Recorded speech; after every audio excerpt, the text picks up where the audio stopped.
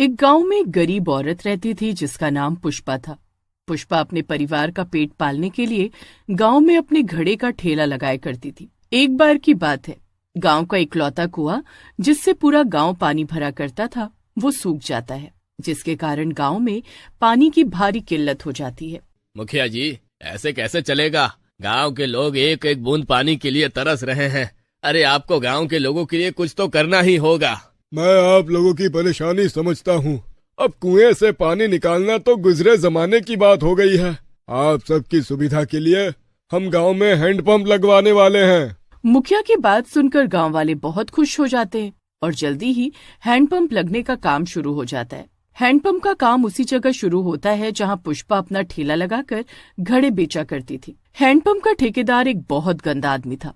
वो बुरी नीयत से पुष्पा की ओर देखने लगा था। ऐसा साहब, मैं गरीब जरूर है लेकिन इज्जतदार परिवार से है। खबरदार, जो आज के बाद मेरे ठेले के पास गंदे इरादे से आए तो कुछ खरीदना है तो बोलो, नहीं तो फुटो यहाँ से। एक ठेले वाली से फटकार सुनने के बाद ठेकेदार अपना समूह लेकर वहां से चला जाता है। रात के समय पुष्पा अपना ठेला धकेलते हुए घर की ओर जा रही थी, तभी एक बड़ी सी गाड़ी उसे टक्कर मार देती है। पुष्पा मदद के लिए पुकारती रहती है लेकिन गाड़ी के अंदर बैठा ठेकेदार उसे सड़क पर तड़पते हुए देखता रहता है। कुछ देर बाद पुष्पा सड़क पर तड़प तड़प कर मर जाती है। ठेकेदार पुष्पा का शरीर और ठेले पर रखे घड़ों को उठाकर हैंडपंप के नीचे दबा देता है। पुष्पा तो मर गई थी लेकिन उसकी आत्मा अब चुड़ैल बनकर उस हैंडपंप में कैद हो गई थी। कुछ दिन बाद, अरे काम निपटाते निपटाते आज तो बहुत लेट हो गया। गांव की बाकी औरतें कब का पानी भर कर ले आई होंगी। अंधेरा हो गया, अभी तक मैं हैंडपंप से पानी भर कर भी नहीं लाई हूँ। जल्दी से पानी ले आती हूँ, फिर घर आकर खाना भी तो बनाना है। ऐसा सोचकर सुशीला पानी का घड़ा लेकर हैंडपंप से पानी खींचने लगती है। हाय दैया, ये कैसा पानी आ रहा है इस हैंडपंप से? ये तो बिल्कुल लाल नजर आ रहा है। ऐसा कैसे हो सकता है?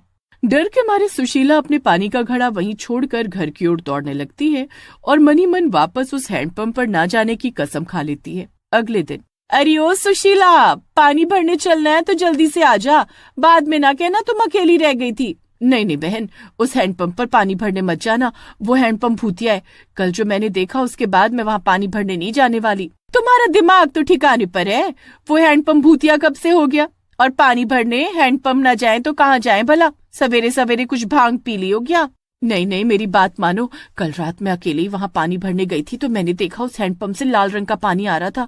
मैं तो अपना घड़ा भी वहीं फेंक कर आ गई।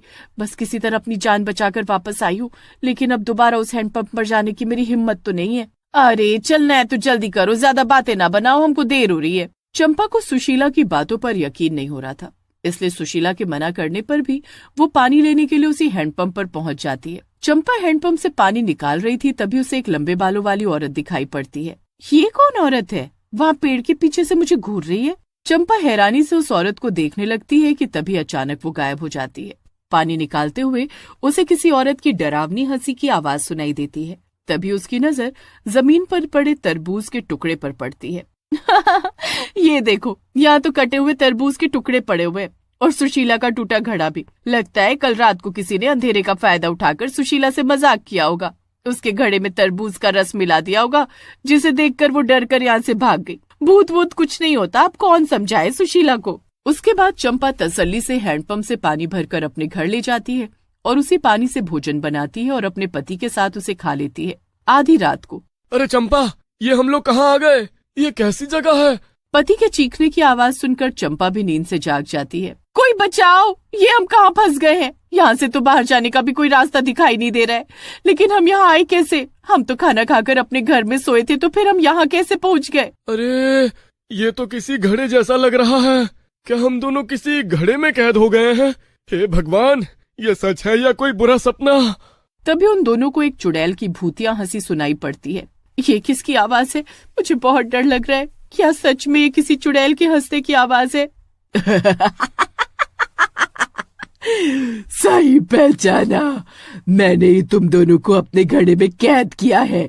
अब तुम दोनों अपनी जान निकलने तक यही रहोगे और घुट घुट कर यहीं पर मरोगे। घबराओ मत, बहुत जल्दी गांव के जितने भी लोग मेरे इस हैंडपंप का पानी पिएंगे, वो सब भी तुम्हारी तरह यहाँ कैद होते जाएंगे। धीरे धीरे पूरा गांव खाली हो जाएगा। देखो, हमें जाने दो, हमने तुम्हारा क्या बिगाड़ा है, हमें छोड़ दो। रोने चिल्लाने का कोई फायदा नहीं, तुम्हारी आवाज यहाँ से बाहर नहीं जा सकती है। अब तुम मेरी दुनिया में मेरे मेहमान बन गए हो। जल्दी ही मैं तुम्हारा खून पीकर अपनी प्यास बुझाऊंगी। इसके बाद चुड़ैल के उस हैंडपंप से जो कोई भी पानी भरकर ले जाता, आधी रात के बाद वो उसके भूतिया घड़े में कैद हो जाता। धीरे धीरे गांव से लोगों के गायब होने की घटनाएं गांव में चर्चा का विषय बन जाती हैं। अरे भाई, ना जाने हमारे गांव पर क्या मुसीबत आ गई है। एक के बाद एक अचानक ही आधी रात को लोग गायब होने लगे हैं। अरे भाई, हम सब भी वाकई बहुत डरे हुए हैं। हम तो अपने बच्चों को दिन में भी अकेले बाहर नहीं निकलने देते। क्या पता कौन चुड़ैल डायन उठाकर ले जाए हमारे बच्चों को। अब तो लगता है इस गांव से दाना पानी उठ गया है हमारा। अब तो बाहर गांव में काम ढूंढ रहे हैं। जैसे ही कुछ काम मिलेगा अपने परिवार को लेकर इस भूतिया गांव से बाहर निकल जाएंगे। हाँ देखो, मैंने पहले ही बताया था कि उस हैंडपंप में जरूर किसी चुड़ैल का साया है, लेकिन किसी ने भी मेरी बात नहीं सुनी। आप लोग खुद सोचो, वही लोग गायब हुए जो हैंडपंप से पानी लेने गए थे। अब भी समय है, चलकर पता लगाते हैं कि आखिर अचानक उस हैंडपंप को ऐसा हुआ क्या कि वो भूतिया हैंडपंप बन गया। सुशीला की बात सुनकर सभी लोग सोच में पड़ जाते हैं। मैं एक बाबा को जानता हूँ, वो शायद हमारी मदद कर सकते हैं। इस समस्या का समाधान निकालने के लिए सारे गांव वाले एक तांत्रिक के पास पहुंचते हैं। हमारी मदद करो बाबा जी, ना जाने हमारे गांव पर किसकी मनहूस नजर पड़ गई है।